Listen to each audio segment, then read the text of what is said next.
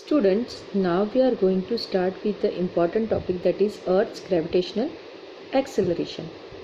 The Earth exerts a gravitational force on the object near it.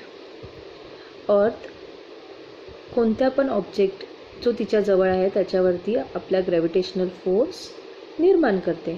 According to the Newton's second law of motion, a force acting on the body result in its acceleration. Force जेव्हा निर्माण होतो तेव्हा त्यामुळे काय होतं, ॲक्सेलरेशनला सुरुवात होते. Thus the gravitational force due to the earth on the body result in its acceleration.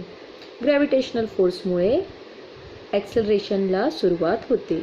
This is called as acceleration due to gravity and is denoted by g. आणि हा जीनी डिनोट केलेला आहे. Acceleration is a vector as the gravitational force on any object due to the earth is directed towards the center of the earth. Gravitational force हा नेहमी अर्थच्या मध्यभागी सेंटर्डला directed असतो. त्यामुळे the direction of acceleration due to gravity is also directed towards the centre of the earth. त्यामुळे ॲक्सेलरेशनचं डायरेक्शनसुद्धा acceleration due to ग्रॅव्हिटीचं डायरेक्शनसुद्धा कुठे असतं, सेंटर ऑफ द अर्थला असतं, vertically downwards. Now let us calculate the value of g on the surface of अर्थ.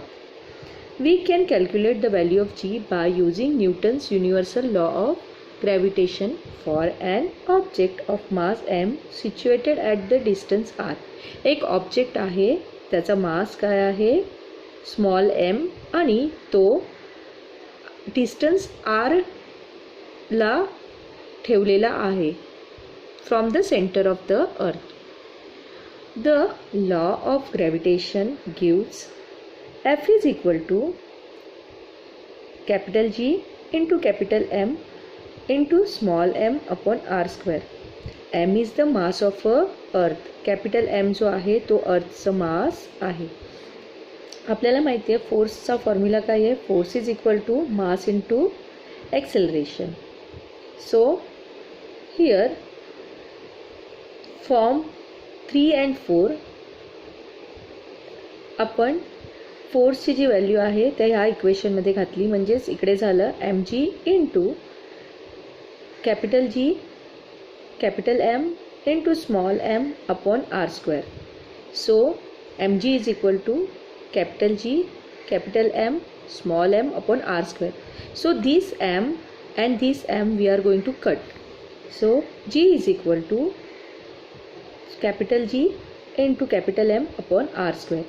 If the object is situated on the surface of the earth, r is equal to capital R, that is radius of the earth.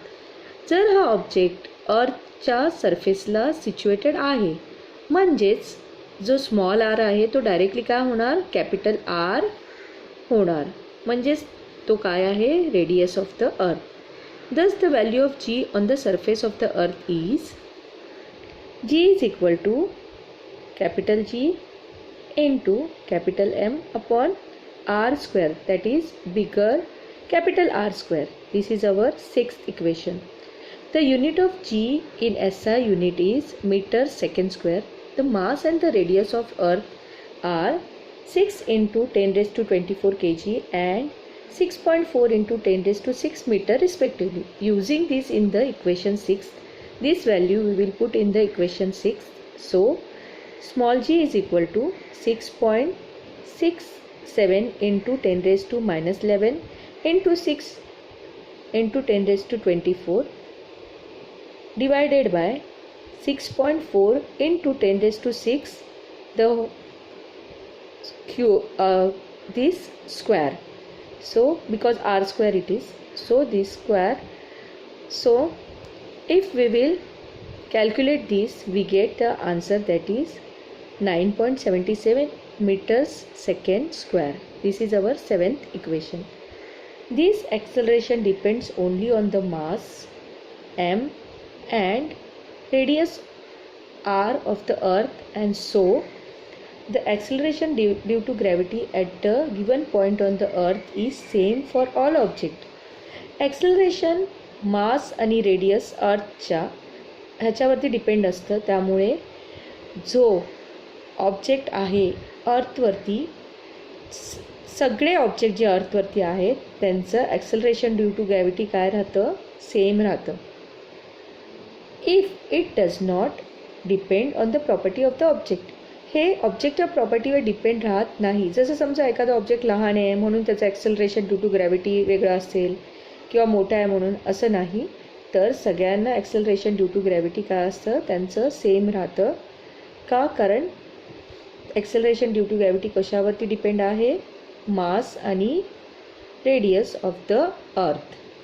So today we have studied a important topic that was earth gravitational acceleration. Thank you.